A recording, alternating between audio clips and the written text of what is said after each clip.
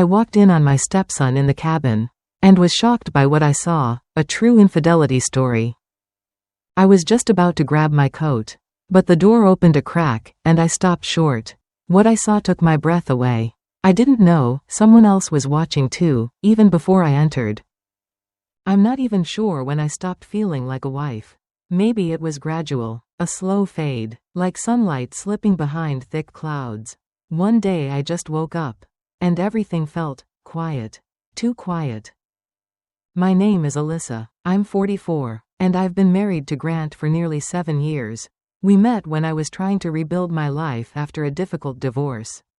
He was kind, responsible, steady, and at the time, that felt like safety. But safety has a way of turning into silence when no one's really present anymore.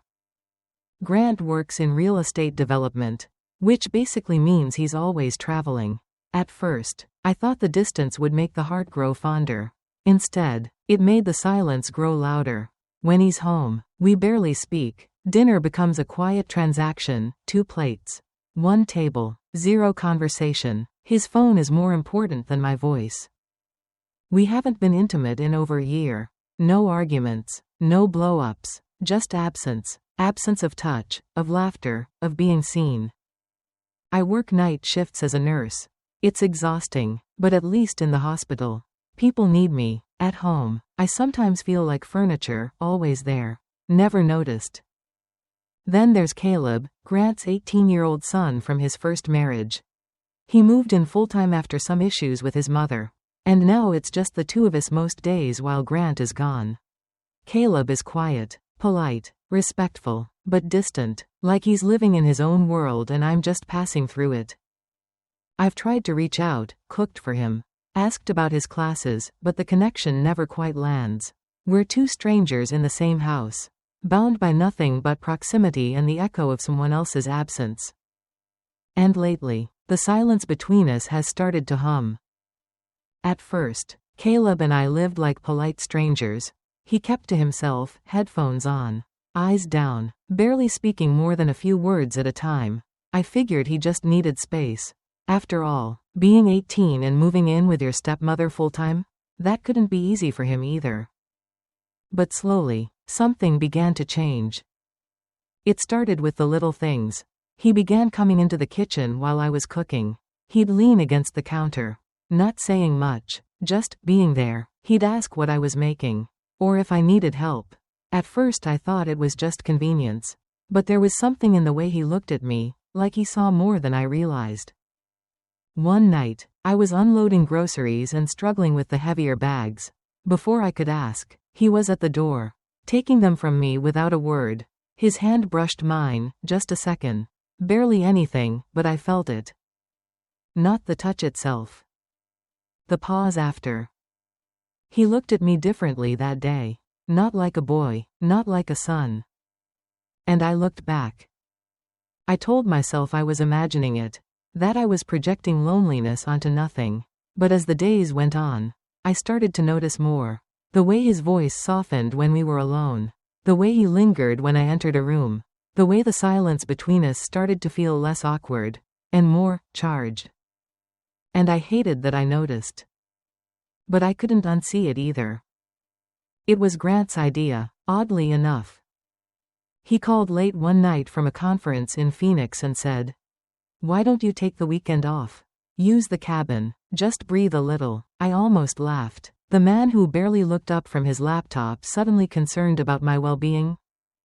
Still, the thought of getting away from everything, even for a few days, sounded like salvation. I checked the work schedule, swapped a shift, and planned to drive up Friday morning. At the last minute, Grant added, "Take Caleb with you. He's been cooped up. Might do him some good." So there we were, me and my stepson, heading into the quiet hills. The cabin sat alone on the edge of a wooded ridge, tucked away like a forgotten secret. No Wi-Fi, no neighbors, just trees, the scent of pine, and the creak of old floorboards. It was perfect in that fragile, dangerous kind of way. Caleb was quiet on the drive, earbuds in, hood up, but when we arrived, he actually smiled, just a little. "It's nice," he said, stepping onto the porch. I hadn't heard him speak first in weeks. We unpacked in silence. I took the bedroom. He took the pull-out couch in the main room. We planned to cook something easy. Watch a movie, maybe play cards. Simple, safe. But that night, the wind picked up, then thunder, then darkness. A storm rolled in faster than I expected. And when the power went out, everything shifted. The storm hit hard just after midnight. 1 second we were watching some old movie, something with a lot of rain and not much plot, and the next. The entire cabin went black. No warning, no flicker, just darkness. The hum of the fridge stopped. The TV cut. Silence fell like a blanket. I reached for my phone. Dead. No signal, Caleb said, checking his too. Weird.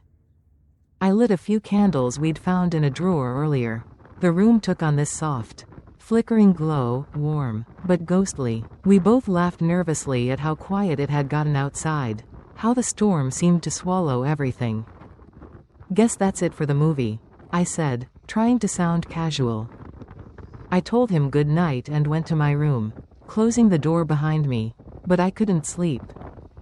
The wind howled against the windows. The rain tapped like fingertips on the roof. And in between all that noise, I heard something else, movement. Soft, rhythmic. At first, I ignored it. Maybe he was just tossing in his sleep. But something about the pattern, the pauses, the pace, it hit me. He wasn't asleep. I stayed still, breathing slow, trying not to react, but my heart was racing. I knew I should roll over. I should close my eyes. I should pretend I heard nothing. But instead, I got up. I don't know what made me open the door. Curiosity? Loneliness? Something I'm too ashamed to name? The hallway was dark except for the faint candlelight still flickering in the main room. I walked quietly, barefoot, unsure of what I'd say, unsure of what I even intended to do. But when I stepped into the room and saw him, I stopped. He didn't see me at first. He was turned slightly, breathing heavy, eyes half-lidded. And in that moment, something in me cracked. Not out of lust. Not even desire. But out of something far more dangerous. Recognition. I should have turned around. I should have shut the door, buried the moment, and pretended I'd never seen any of it. But I didn't. I stood there, frozen, barely breathing. Caleb's hand moved slowly beneath the blanket, his chest rising and falling in rhythm with something private, something sacred. But what stunned me wasn't the act, it was the way he whispered my name. Not loudly, not clearly, just once, soft, like a question. My heart caught in my throat. My knees nearly buckled. I stepped backward. The old floor creaked beneath my heel. He turned, startled, eyes meeting mine in the dim candlelight. The blanket slipped slightly, just enough to make everything real, tangible, dangerous. I opened my mouth to speak, to apologize, to explain, but the words wouldn't come. Instead, I just stood there, watching him, and he didn't cover up. He didn't hide. There was no shame in his eyes, just something raw, honest, and I hated that I knew that look, because I wore it too. Without thinking, I whispered, "Do you want me to leave?" He shook his head, slowly, deliberately. And I crossed the room. I knelt beside the couch. My hand hovered for a moment. Shaking, I told myself I was out of my mind, that this was madness. But the silence between us wasn't silence anymore, it was invitation. It was heat. I reached out, pulling the blanket down an inch further. Caleb didn't move. His eyes stayed locked on mine, pleading and terrified all at once. My fingertips brushed his arm. His breath hitched. "I can't believe I'm doing this," I whispered, more to myself than him. But I didn't stop. My hand slid across his stomach, up to his chest. His skin was warm, trembling slightly, and mine was burning. For a moment, we didn't move, we just existed, together. In that impossible space where everything was wrong but nothing felt wrong. When I leaned in, he met me halfway. Our lips didn't crash, they questioned, they asked and answered in the same breath. And when he pulled me closer, I didn't resist. I should've. But I didn't. Morning came too fast.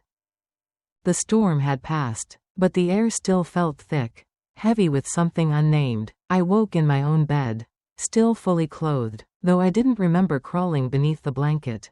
The faint scent of candle wax clung to the room, and for a moment, I wondered if I'd dreamed the whole thing. But my body told me otherwise. I lay there, staring at the ceiling, heart pounding, 1,000 thoughts fighting to surface. None of them coherent. What had I done? What did it mean? What the hell happens now? Eventually, I pulled myself up, brushed my teeth with trembling hands, and stepped into the kitchen like nothing had happened. Caleb was already there, shirtless, hair damp, making toast. He looked up when I entered, but neither of us said a word about the night before. "Coffee?" he asked, voice too calm. I nodded. We moved like strangers again, polite, distant, mechanical. I sat at the small table, watching him pour the coffee, his hands steady. How could he be so normal, so unfazed? Or maybe he wasn't. Maybe he was just better at hiding it. When he finally handed me the mug, our fingers touched. A jolt shot through me, unexpected and sharp. We both pulled away too quickly. "Thanks," I said quietly. He just nodded, eyes flickering toward me for a brief second, then back to the counter. We didn't talk about the storm. We didn't talk about the couch. We didn't talk about anything that mattered. And somehow, that silence was worse than any confrontation could have been. There was no blame, no apology, just a weight between us neither of us knew how to carry. I should have said something. I should have asked if he was okay. But instead, I drank my coffee in silence, pretending nothing happened, while everything inside me was coming undone. That afternoon, I told myself it had been a mistake, a moment of weakness, a storm-fueled lapse in judgment, something to bury, forget, and never speak of again. But that was a lie. Because I couldn't forget it. Every time Caleb passed by, I felt it, the weight of what we didn't say. The echo of what we'd done. His eyes would meet mine for half a second longer than necessary. And my body would betray me, tighten, ache, remember. I tried to act normal. I folded laundry, answered emails, cleaned the kitchen like my life depended on it, but nothing felt normal anymore. That night, I locked my bedroom door. It didn't matter. Sleep didn't come, just memories, the way his hand trembled. The way he whispered my name like it meant something. The way I responded. I hated myself for wanting more. But I also hated how alive it had made me feel. Grant hadn't touched me in over a year. I had almost forgotten what it felt like to be wanted, to be seen, and now, all I could see was Caleb. The lines had blurred. Morality, loyalty, even motherhood, they no longer felt solid. They bent under the weight of loneliness and heat and quiet, aching hunger. I wasn't supposed to feel this way. I wasn't supposed to even consider it. But every time I told myself to stop, I wondered if he was thinking about it too. And I think he was. Because the next morning, he lingered again. Longer this time. I was searching for a charger. That's all. My phone had finally come back to life. And I remembered packing a spare cable in Caleb's duffel. He'd left it open near the couch, half-zipped, clothes spilling over the side. I told myself it wasn't snooping, just practical. But as I rummaged through the side pouch, I felt something hard, not a charger. It was a small black object, sleek, cold, and unfamiliar. I turned it in my hand. A portable camera, compact, too compact. I froze. Why would Caleb bring a camera to a cabin with no signal? The logical part of me tried to brush it off. Maybe he filmed skate videos. Maybe he forgot it was in there. Still, something twisted in my gut. I pressed the small button on the side. The tiny screen flickered to life, showing a list of files. I scrolled, timestamps from the night before. Heart hammering. I tapped one. There we were, the couch, the candlelight, the shadows. Me. Him. Us. My knees buckled, and I dropped onto the floor. The clip was silent, but it didn't need sound. My hands, my mouth, his eyes, all of it captured, from an angle I hadn't even noticed. A chill crept over me. This wasn't an accident. I shut it off, shoved it back in his bag, and sat there, stunned. Why would he record that? Had he planned it? Or was someone else watching? A new fear bloomed, hot and sharp. What if I wasn't the only one who had seen that video? The next morning, Grant called. It was early, barely past 7.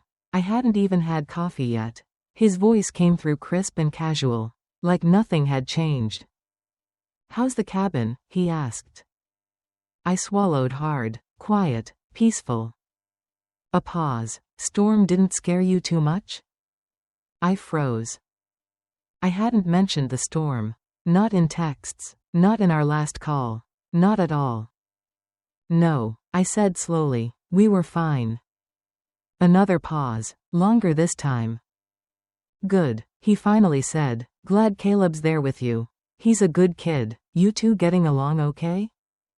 Something in his tone shifted, too light, too knowing.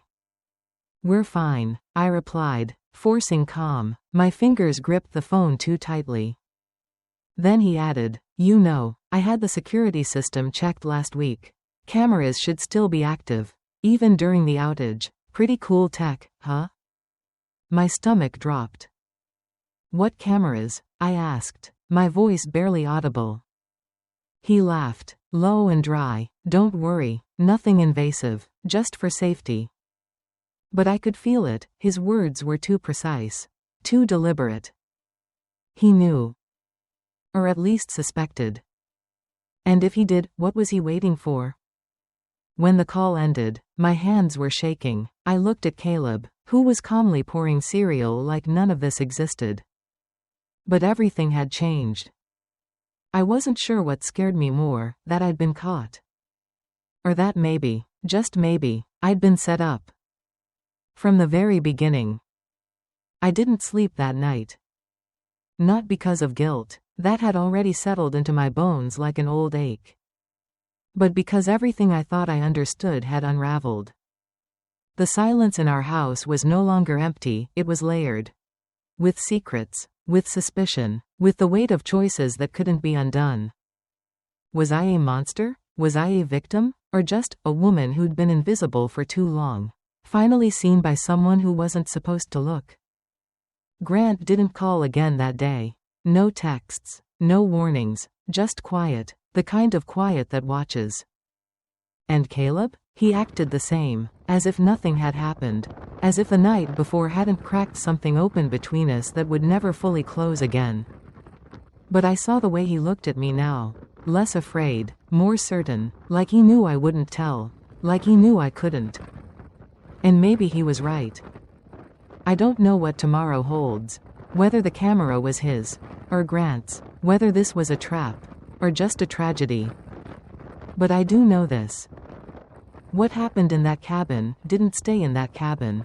It's with me, in me, changing how I breathe, how I move, how I see myself in the mirror. And maybe that's the worst part. So now I ask you, if you were me, and you'd crossed a line you can never uncross, would you confess? Or keep it buried forever?